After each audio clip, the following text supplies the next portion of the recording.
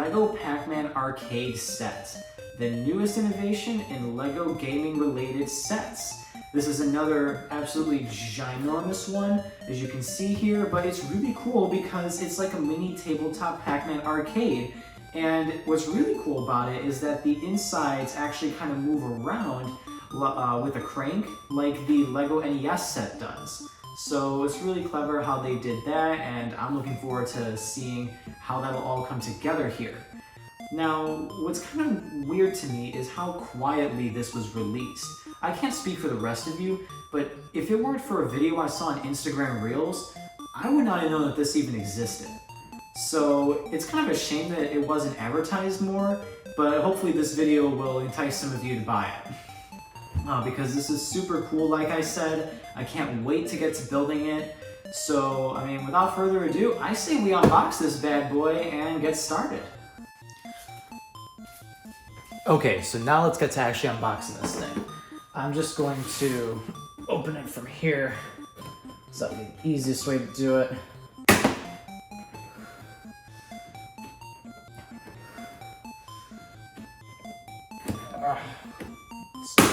Boom. Oh, there's a third one. All the way down here. There we go. Oh. Oh, these are like spilling out of here.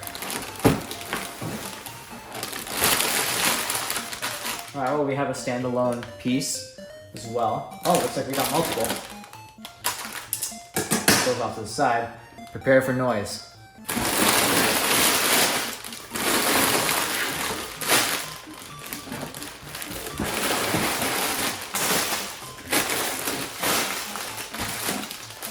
My gosh, there's more. They put the book in like a little portfolio thing. All right.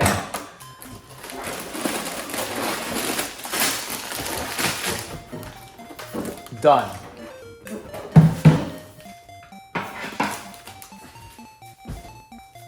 So this is what we have to work with here. All this, and let's open up the book here.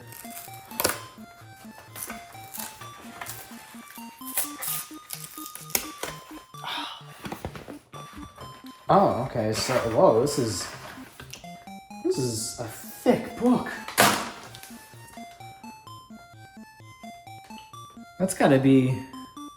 That's easily over half an inch thick. That's a cool cover they got on it, though. Oh, that's a nice detail. That's a really nice detail. Wonder what it looks like. Oh, you also got the stickers, the decals for the cabinet itself. Let's see. Does it form an image if you put it back and forth like this? No, not really. That's still really cool though what they did with the cover. The front being Pac-Man running away from the ghosts and then vice versa on the back. So, let's finally get all this sorted out now.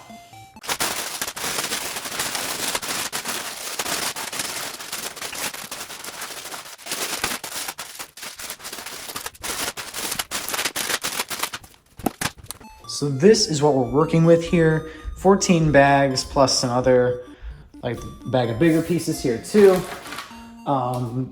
Honestly, I thought this was gonna be a lot bigger. It looked like there was a lot more, but there's also a lot of like double bags and triple bags where like multiple bags have like the same number on them. So there's that. But yeah, this is still gonna be super cool. I don't know where the batteries that they're talking about are that were included, but I'm sure it's in one of the bags somewhere. But without further ado, let's get to building. All right, so bag one is now done. We got the base pretty much all set for the assembly here. The back is just a series of gears. Let me see if I can find a picture. Perfect, looks like that inside. And when you press this little, I guess you could call it a button here, these things spin from the gears. They're held together by a rubber band. That's why it automatically comes back. What's it called? This is where the ghosts and Pac-Man will be sitting atop here. You see we also have little decals on the bottom. This piece, was mounted on top here originally, but then for whatever reason they have you take it off at the very end. So not sure what exactly is going to happen with that, but that's bag 1. So we'll be moving on to bag 2 now. But another thing I just wanted to show you guys was I found this pretty cool how they kind of have like a progress bar along the entire book. So as you progress, like let's flip to an end page. Pac-Man is now on the other page, all the way over there, and then obviously the more you go, almost done there. So that was really cool. But like I said, on to bag 2.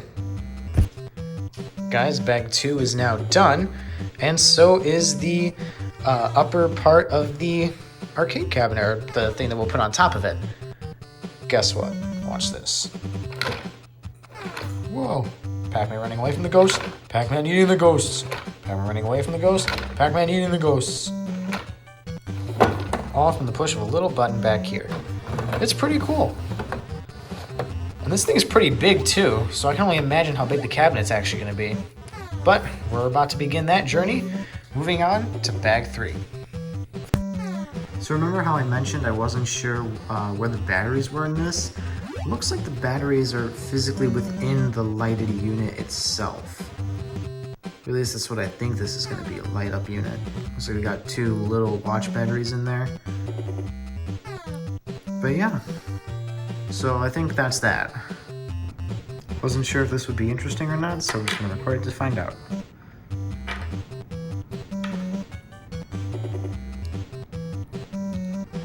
Oh.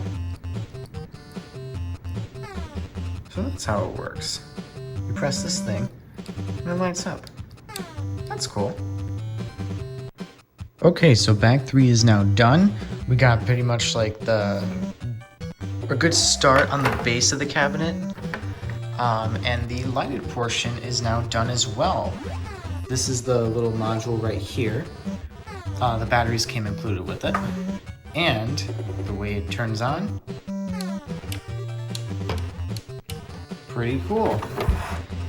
We have, let me see if I can get this to focus here. Maybe a little difficult, let me just remove this piece temporarily. I don't know if it'll focus here. That's kind of good. This piece is rubber here, and this is the back of the light module.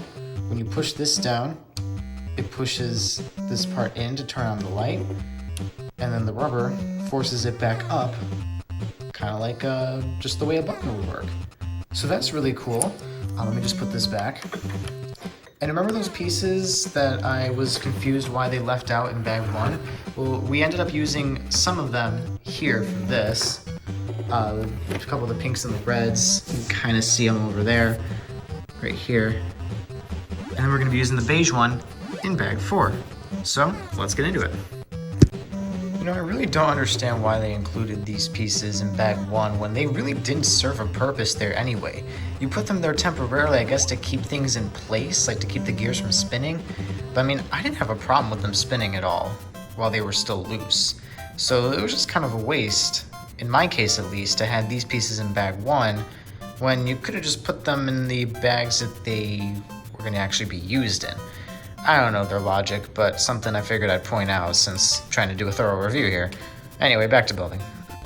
Okay guys, so bag 4 is now done. You see we have the coin slot is what lights up here. It doesn't really show too well on camera with the writing, but you can see that it clearly is lit.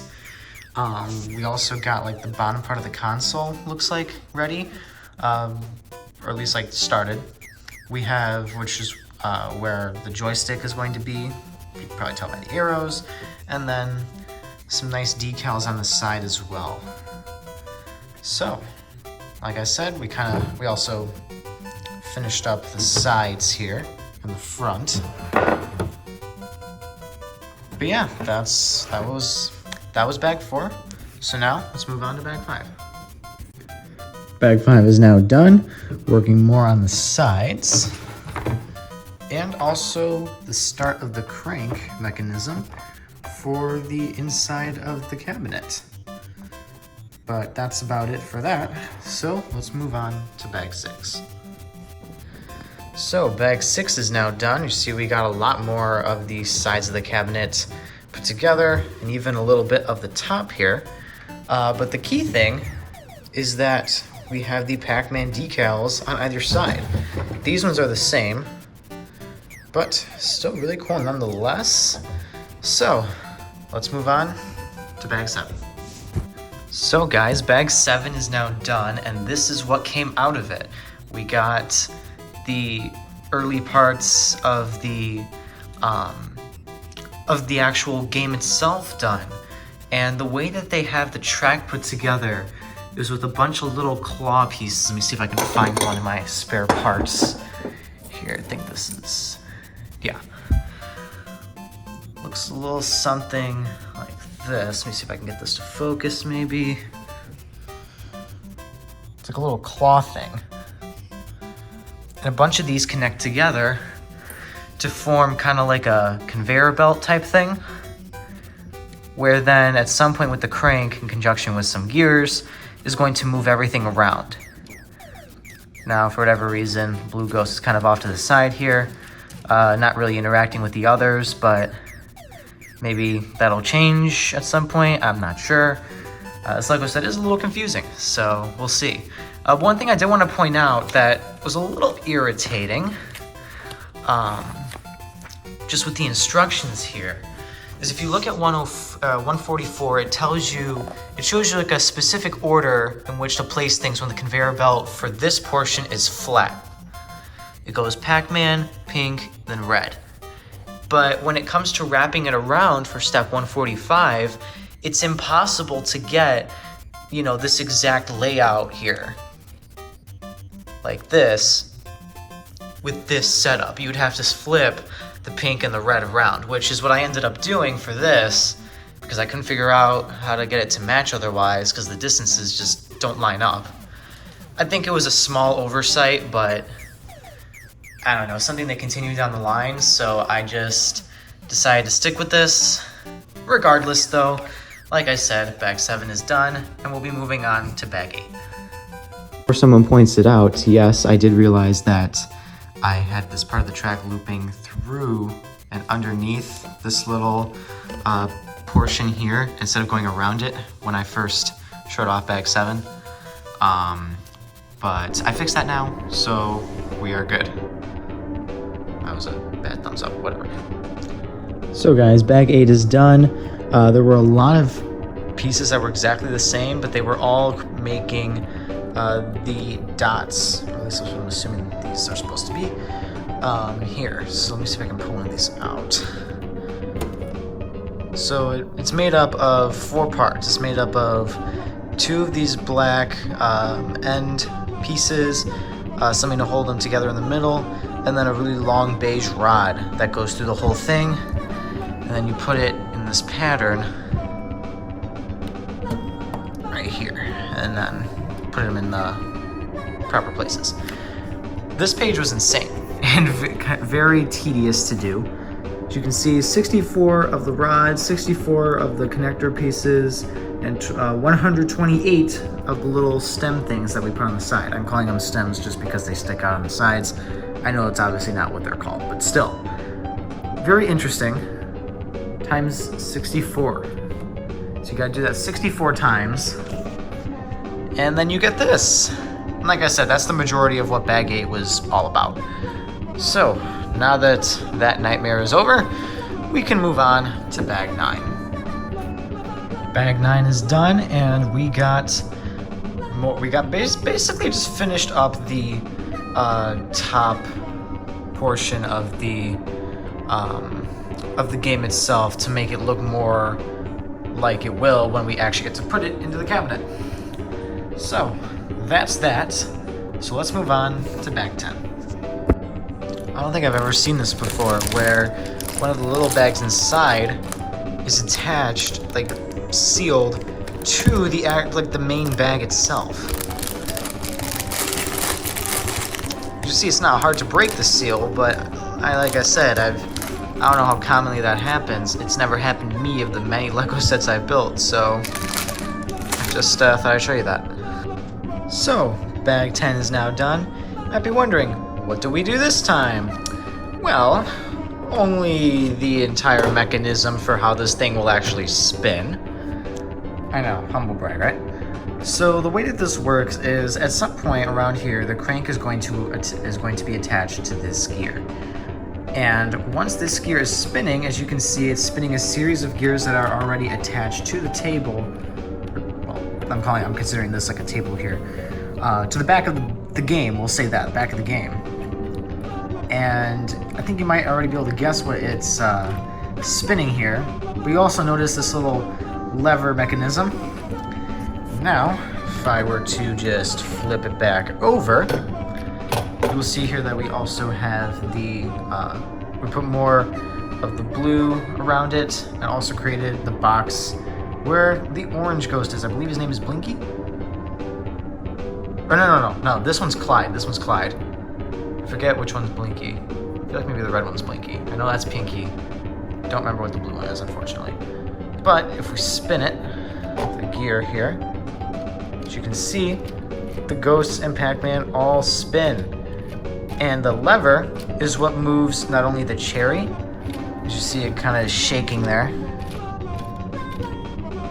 but it also moves Clyde through the ghost respawn box, where they're just when they kind of just shake around for a little bit at the start.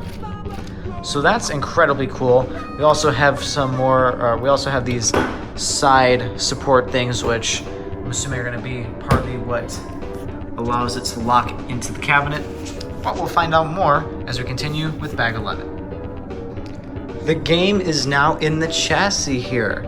So, the crank can now move the ghosts, Pac-Man, and the cherry around the game.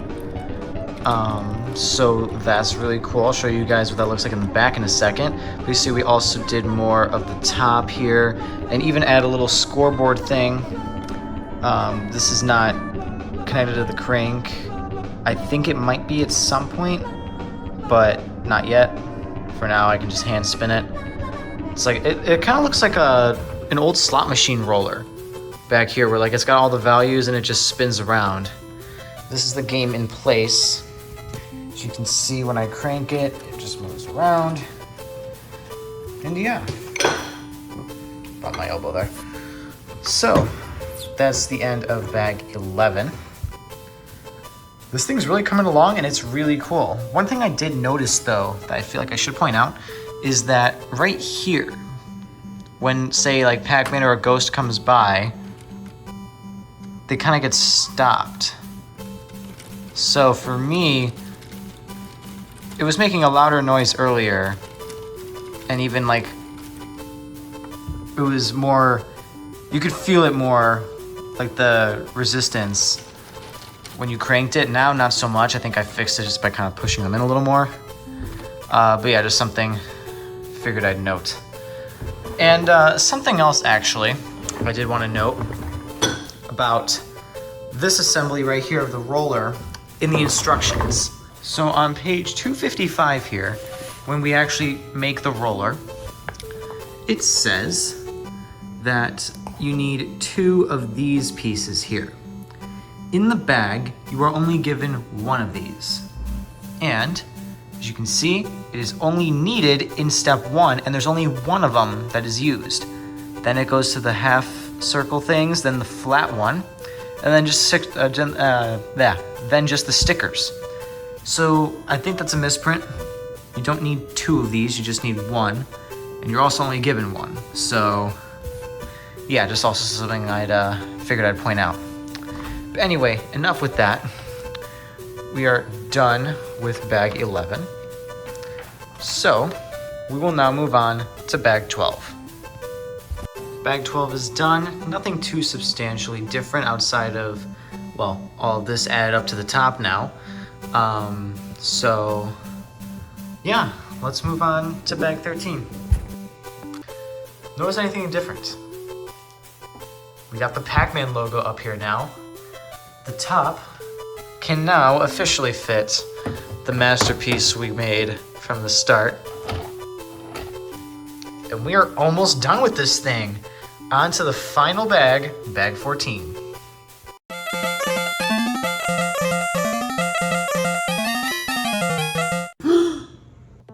guys, the LEGO Pac Man Arcade is now complete.